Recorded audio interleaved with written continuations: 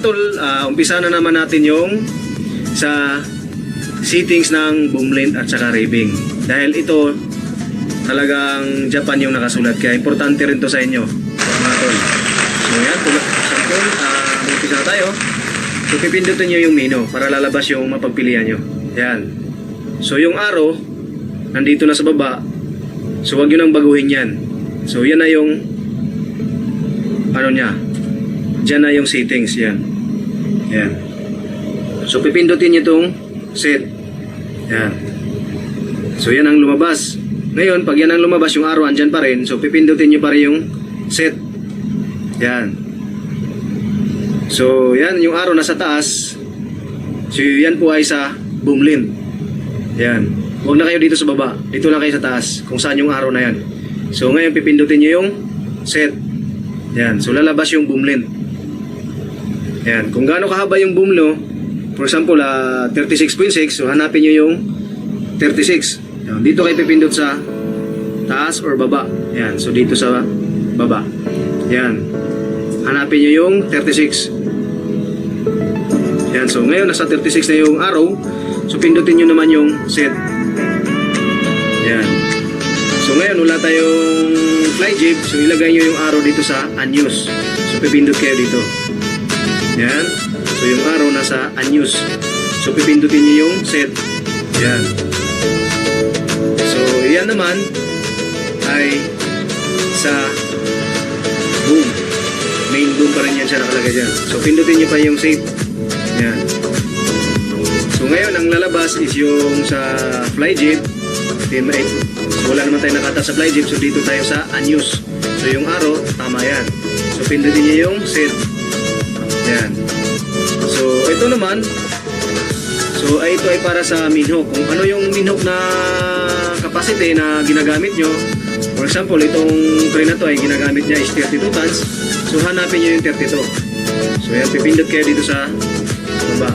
Yan. Yung arrow, itapat nyo sa 32. Yan. Nasa 32 na siya. So, ngayon pipindot naman kayo sa set. Yan. So, ngayon naman, ito naman siya ay para sa auxiliary hook. So yung capacity ng auxiliary hook is 7 tons. So yung arrow ibaba nyo sa 7. Itapat nyo siya. Yan, pipindot kayo dito sa baba. Yan, so nandito na sa 7 tons. So ngayon, pindot naman kayo sa sit. Yan. So ngayon, ang lumabas naman is para sa raving. Tinatawag na part line. So ito yung sa main hook.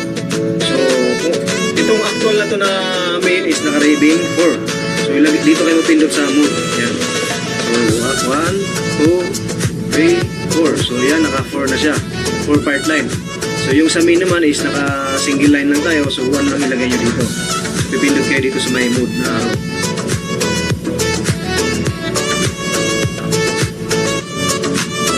Yan. Maliit yan. So ibaba nyo siya yan. Tapos dito kayo sa lagyan nyo ng 1. Yan. So may 1 na siya. Ngayon, isit nyo na siya. Pag naipindot nyo yung set, maglo-loading yan siya. Pag walang mali sa settings nyo, hindi yan siya magbabaser. So, ibig sabihin, tama. Yan. So, maglo-loading yan siya. Yan. Yun. So, lalabas yung display. So, ngayon, wala kayong nakita dito na nag-i-error o nagbabaser siya ng pula. So, ibig sabihin, tama yung settings nyo. So ito kasi pag once na mali yung settings nyo, ito talaga nagbabaser. Lahat yan nagpupula. Yan. So ibig sabihin tama yung settings nyo. So ito yung sa boom angle, itong 50.9 degree. So ito naman yung sa ratio. Ito naman yung sa actual load. Ito naman yung maximum capacity, yung 5.3. Ito yung reduce, working reduce na 24.5. So ito yung bar graph. So may 60%, 70 hanggang 100%. So yan. So yan lang mga tol.